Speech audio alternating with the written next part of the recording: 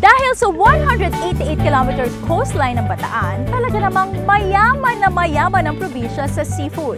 Kaya naman, isa sa mga pangunahing negosyo sa probinsya ay ang smoked fish at dried fish na sigurado akong paborito ninyong ipasalubong. In this episode, matututunan natin kung paano gumawa ng tinapa at iba pang mga recipes na kayang-kaya nyo ring gawin. And of course, sasamahan pa rin tayo ni Mika Pajares to know the process of these mouth-watering dishes dito sa Bataan.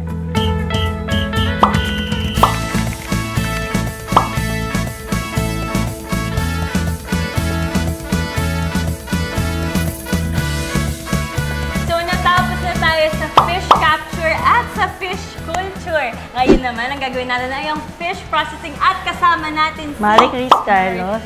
So, nandito si Ma'am Marie Chris para turuan tayo kung paano mag-debone ng isda. At tuturuan din tayo ni Ma'am Marie Chris kung paano gumawa ng sikat na tinapa dito sa Bataan. At alam nyo, familiar tong isdang to. Yung nakita nyo kanina, parang siya yun. Yes. Parang familiar yung mata niya, yung tingin niya sa akin. Feeling ko po siya yun eh.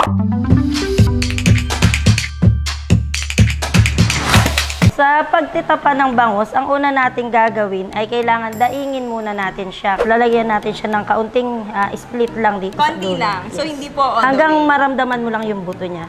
Pag yan, dahil nasa dulo ka na, medyo itatayo mo isda.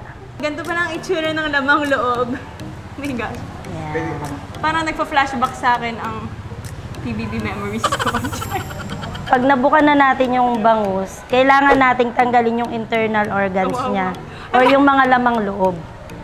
Tapos ito po yung kanyang hasang, tinatanggal din. Ang dugo! So, ingat lang. Ang sakit. Tapos yung isa sa wag natin kakalimutan pag nag-debone, yung tanggalin yung puso niya. Sana hindi mo naman tanggalan ng puso. Wow! Ang epensya, duguan talaga siya, Mi. Ang complicated pala nito. So, pagka na-press po, itataas lang siya ng kaunti yung backbone. Ito dapat yung kabaliktaran ng talim niya. Tas, pwede bang i-slice itaas ko muna konti. Wag. Sayang po yun. Oo, sayang. Ayan na guys, nagagawa ko na siya. Tanggal na yung kanyang backbone. Ito yung kanyang dorsal. Ito, okay, so ready na yung bangus natin. Yes, naugasan na po namin. Okay. So, meron siyang, itong guhit na to. Tapos dito rin sa gitna. Ito po. Tapos dito naman sa gitna niya, yung kalahati lang yung guguhitan mo. Susundan mo lang din yung guhit. Kasi nandito naman yung mga soft na spines niya. Malalambot lang, pero kailangan din tanggalin. So yan, pwede na tayo magsimula ng deboning.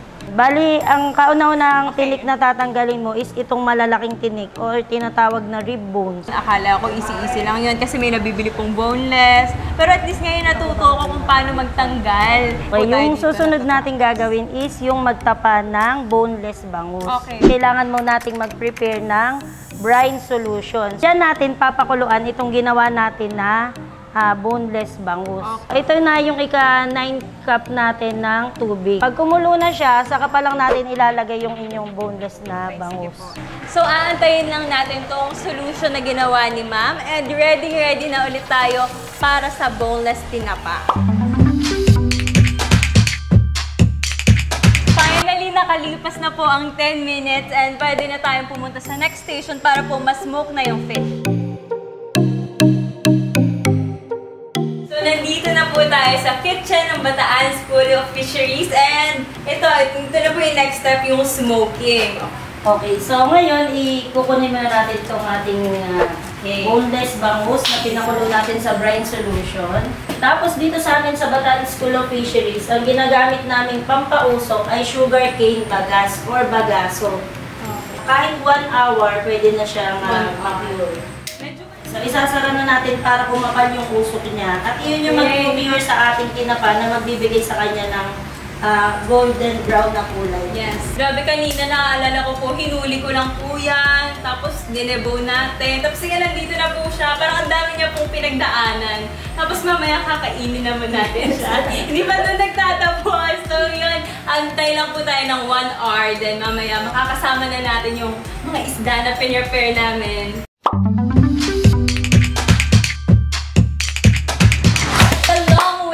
finally over at matitikman Tikman na natin ang smoked fish. Okay, let's go, ma'am. Open na po natin to. Diba? Yan na kaya ang itsura ng finish. So, nandito na yung pinaghirapan natin mula sa paghuli, sa pag-debone, at ngayon na smoke na tinapas. Hindi po pala biro ang pag-debone. Ang hirap pala talaga niya. Gagamitin natin siya sa isa pang recipe na sasamahan niyo ako mamaya.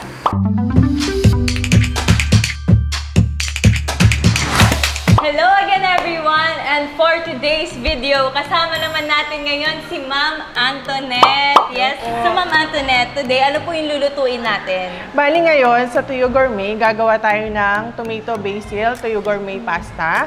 And then sa may tinapa naman, gagawin natin is yung tinapa spread. So unang gagawin natin is magpapainit muna tayo ng pan. Okay po. And then kapag mainit na yung pan, lalagay natin yung olive oil. Ilalagay po natin susunod is yung garlic. Garlic. Ito po, garlic po. Grabe. Feeling ko naman po ang laki ng ambag ko dito. So hintayin lang natin siya mag-brown. Next po is tomatoes. Tomatoes. O, diba? Ay, nakakalok. Parang master chef na tayo. Nakikita ko lang yun sa TV. So next po, ilalagay po natin is yung basil. Okay. Basil po. Takot na takot na. And then next po natin is yung Tuyo Gourmet. Bali mga 5 to 6 pieces. 5 And to then, 6 apo, po. dudurugin natin siya. Ay, ang bango. Guys, ang bango talaga. Ang ganda niya. Okay, so ito po ba yung pinrepare Yes, nyo ito po yung kanina? pinrepare kanina na pasta. Ang bango, guys. And then okay na po siya. Tapos na po yun? Yes po, ganun lang po siya kadali. Wala pa halos 5 minutes.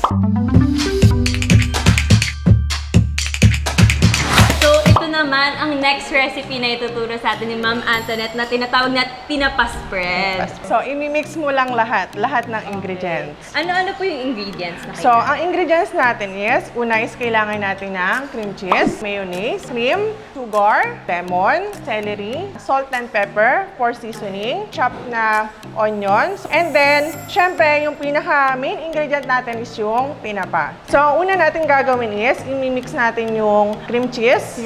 And then, mayonnaise. So, mix po natin siya hanggang sa mag-combine po siya lahat. Ngayon, lalagay na natin lahat ng ingredients. Yung natitirang ingredients. Lahat na po. Yes, sama-sama na po. Yes. Wala na pong order. Okay. Ngayon, nakikita ko na po yung mukhang magiging end product. So, ma'am, dahil tapos na po nating haluin ang Yes spread, po. ano naman po ang next step? Ang unang gagawin natin is canapes. And then next po, mag-titire tayo ng lettuce. Pang-garnish po sa ibabaw niya. Ang ganda po. Nai-imagine ko na parang ang social po nito i-serve. Tapos, syempre po, tinapa. Okay, Ma'am Antoinette, ready na po ba kayong tikman yung luto natin? Yes po. Yes naman sa luto natin. Parang luto nyo lang. Okay, so ito yung tinatawag nating Tuyo Gourmet pasta. Let's go po. Yung sarap! Nalaglag na pero grabe. Sobrang lasang mamahaling restaurant. Iba ang recipe. For sure, pag sinerve nyo to sa friends and family nyo, mabibilib din sila tapos sa akalain nila na, wow, grabe, galing ba to sa mamahaling restaurant? Pero hindi, gawa nyo lang to sa bahay. May isa pa tayong titikman today. Ang kala nga, ang harap. Lasa yung tinapa. Yasa talaga. Thank you so much, Ma'am Antoinette, sa pag-share sa akin ng sobrang sarap nyong recipe. Grabe. Thank you so much, Bataan School of Fisheries, sa pagsama sa akin today. And thank you dahil sobrang dami nyong tinuro. Thank you so much sa pag-accommodate po sa akin. So, ang daming adventures ang ginawa natin sa surfing, free diving, and sa iba pang mga niluto ko, hindi lang in this episode. Sobrang nag-enjoy ako. Sana nag-enjoy din kayo na samahan ako. And don't forget, meron pang susunod na season ang Dito sa Bataan. This has been your host, Mika Paharas, ex-PBB housemate, proud Bataenyo.